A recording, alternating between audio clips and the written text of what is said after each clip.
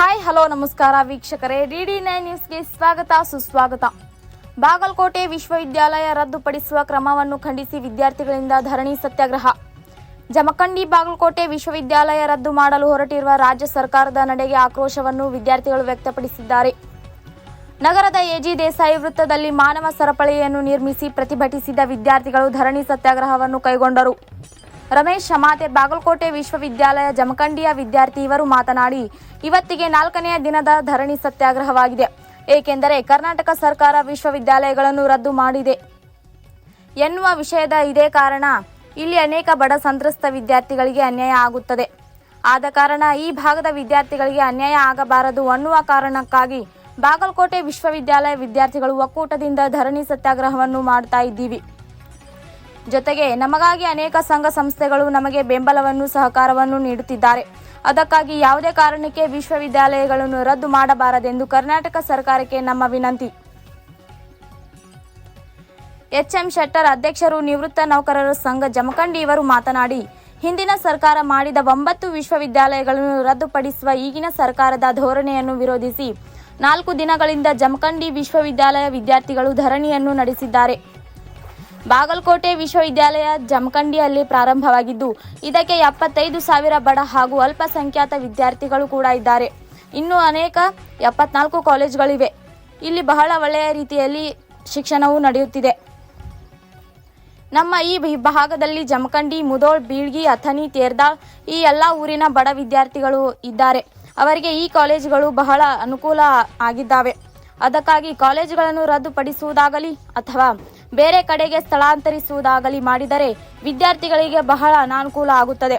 ದಯಮಾಡಿ ಸರ್ಕಾರದವರು, ಮುಖ್ಯಮಂತ್ರಿ ಆಗಲಿ ಉಪಮುಖ್ಯಮಂತ್ರಿಗಳಾಗಲಿ ಇದಕ್ಕೆ ಸಂಬಂಧಪಟ್ಟವರು ಎಲ್ಲರೂ ಕೂಡಿಕೊಂಡು ಈ ನಿರ್ಣಯವನ್ನು ರದ್ದು ಮಾಡಿ ಮೊದಲು ಹೇಗಿತ್ತೋ ಅದೇ ಪ್ರಕಾರ ಮಾಡಬೇಕು ಎಂದು ಎಲ್ಲ ವಿದ್ಯಾರ್ಥಿಗಳಿಗೆ ಅನುಕೂಲವನ್ನು ಮಾಡಿಕೊಡಬೇಕೆಂದು ತಮ್ಮಲ್ಲಿ ಕಳಕಳಿಯ ವಿನಂತಿ.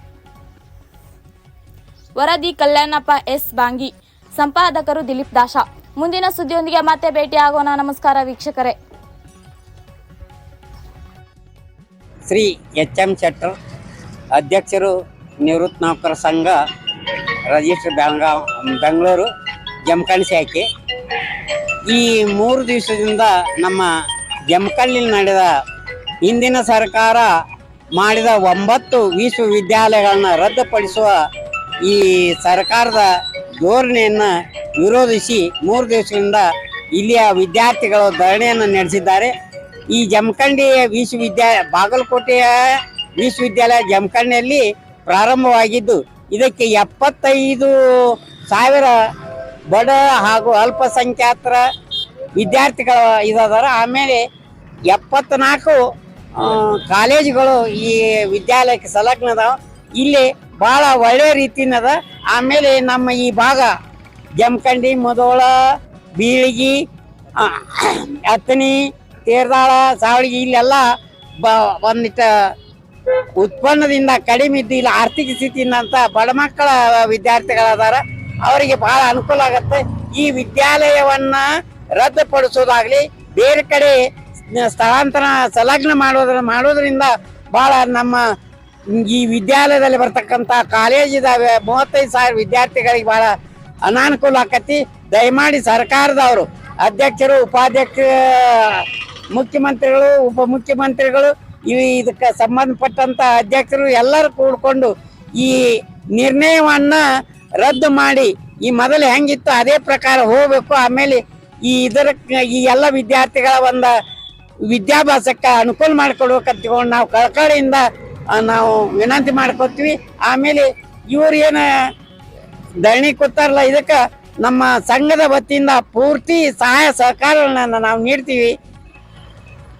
ಇದನ್ನ ಬಂದ್ ಮಾಡಬಾರ್ದು ಸರ್ಕಾರದಲ್ಲಿ ನಾವು ವಿನಂತಿ ಮಾಡ್ತೀವಿ. ನಮಸ್ತೆ, ನನ್ನ ಹೆಸರು ರಮೇಶ್ ಶಮಾತೆ ಅಂತ, ಬಾಗಲಕೋಟೆ ವಿಶ್ವವಿದ್ಯಾಲಯ ಜಮಖಂಡಿಯ ವಿದ್ಯಾರ್ಥಿ. ಏನು ಇವತ್ತು ನಾವು 3ನೇ ದಿನದ ಧರಣಿ ಸತ್ಯಾಗ್ರಹ ಮಾಡ್ತಿದ್ದೀವಿ ದೇಸಾಯಿ ಸರ್ಕಲ್ ವೃತ್ತದಲ್ಲಿ. ಯಾಕಂದ್ರೆ ಕರ್ನಾಟಕ ಸರ್ಕಾರ ಈಗೇನು ವಿಶ್ವವಿದ್ಯಾಲಯ ರದ್ದು ಮಾಡ್ತಿದ್ದ ನಮ್ಮ ವಿಷಯ ಇದೆ.